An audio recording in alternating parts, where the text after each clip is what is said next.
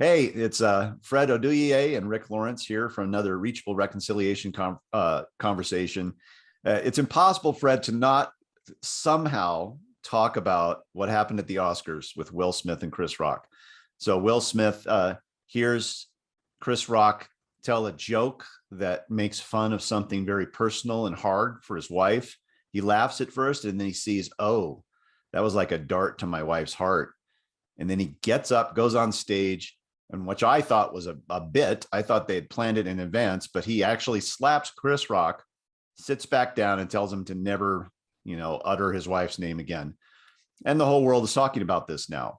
But it made me think, Fred, of like in this situation, it's a reconciliation situation now for both of them in some ways. But the person who did the harm, Will Smith, what are some things that he could do, or a person who does harm can do after they've caused the harm, whether on purpose or by mistake? And then is there anything that the person who's been harmed can also do? So what do you think? Let's start with the person who did the harm and things you don't want to do, and maybe things you do want to do when you're that person. Yeah, Rick, I mean, there's so much that we could unpack in that. And there's a lot culturally that is kind of hard to explain, and not to make it a Black thing, but from a Black culture perspective, there's even some more deeper things to consider. Obviously, a lot of times the way we react when you think about the R's, the way we react comes from some type of historical influence that causes us to respond the way that we do. And so I think that Will was carrying something more than just the moment, and that became the trigger. While people are saying that it may be the influence of Jada, his spouse, I still think that there are some other family dynamics that influenced his reaction. I think in terms of from Chris Rock as a comedian, we know that when comedians come onto the stage, they're supposed to provide comedy and they're supposed to provide jokes. And no one is excused from, like, if you're present, right? I mean, all of us have, been around comedy at some point. And so you know that you can be a target at any time. And you're not excluded from that at the Oscars. And so I think that, while Chris may have touched on a sensitive area, it wasn't as degrading as maybe it shouldn't have impacted that much. That could have been a private conversation where they could have reconciled that later. Will could have came up and said something, and Chris could have apologized, for his actions. I mean, that's something privately they could have done.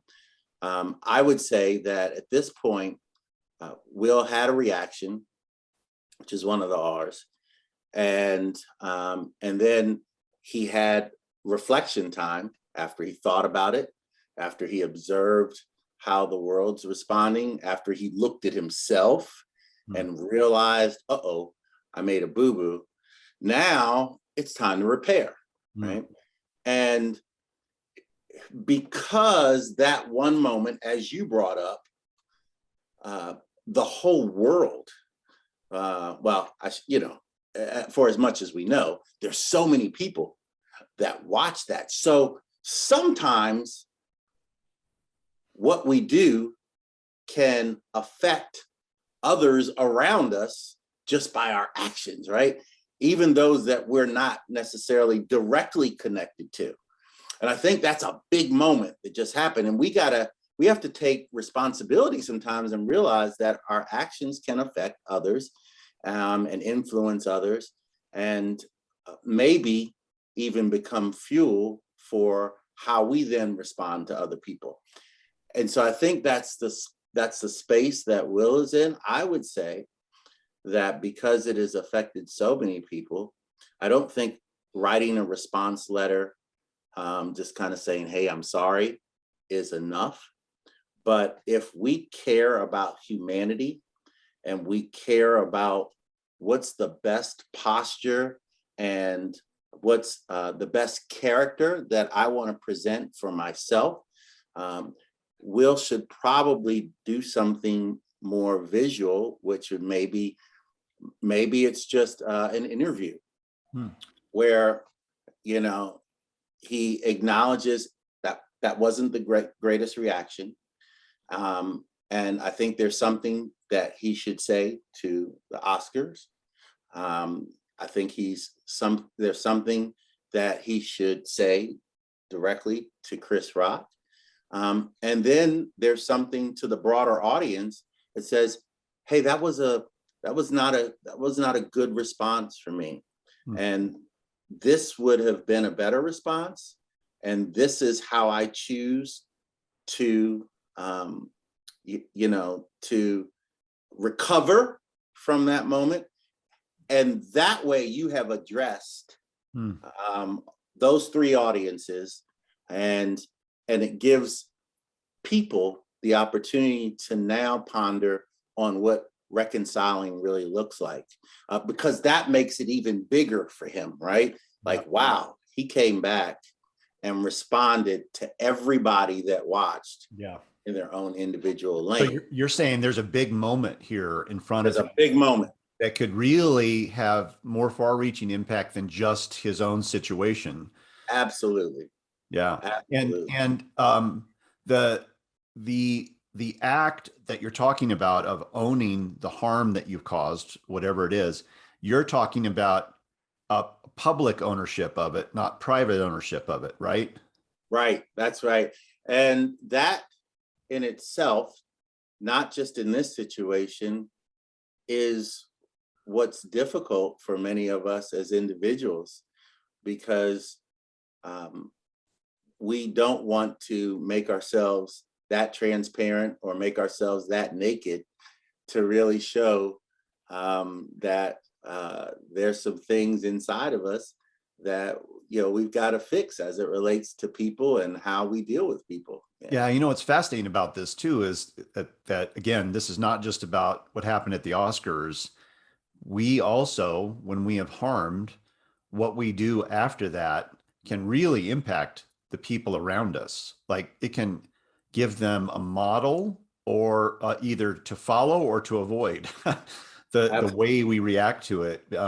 And doing it in public gives you that strength. You've said before to me that one of the common mistakes people make after they've done harm is they try to immediately repair it with their words, like they overtalk. Why is that a mistake? Well, I think that what you're doing is trying to hide the reality of the moment, hide the reality of what you should openly and publicly be trying to resolve or reconcile.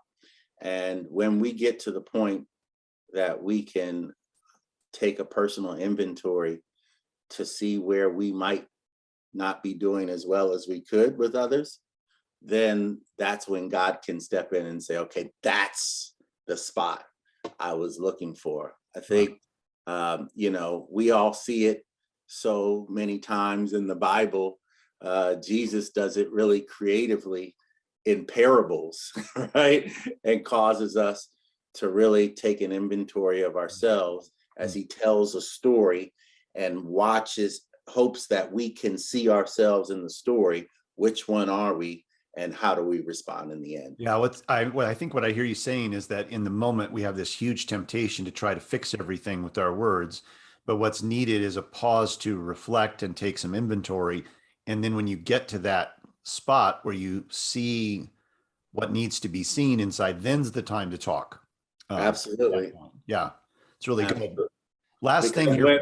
when we get to that point, that opens up the space so that the person we've harmed can actually see that you really care. I love that. So last question here, Fred, in this scenario that we're using as a metaphor, Chris Rock is the one who received the harm. Is there anything that you think of that on that end of things, when someone has been harmed, is there anything they can do to help bring about reconciliation? Sure. Well, I don't think, even in that situation, I think we're all pretty clear that it wasn't his intention to cause that kind of reaction. But maybe in the opener, you might consider, hey, let's remember, um, I'm a comedian, so I may say some things that may feel as if I am offending you, but it's only for laughs. And know that I care about each and every one of you in the audience.